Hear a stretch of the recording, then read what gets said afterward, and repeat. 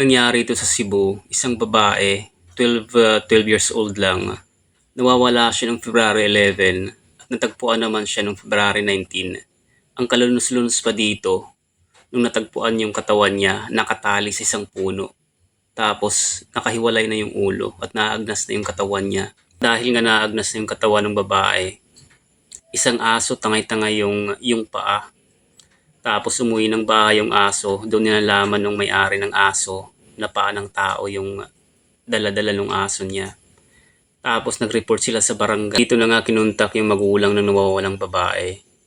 At natagpuan nga nila yung babae, yung anak nila, na nakatali sa isang puno at nakahiwalay na yung ulo.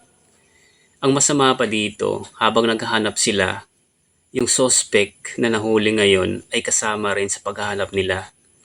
At ang masakla pa dito, yung suspect ay kamag-anak rin nila.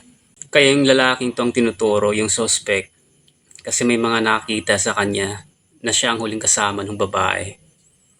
At ayon sa pulisya, may kaso na rin to ng panghahalay sa ibang lugar.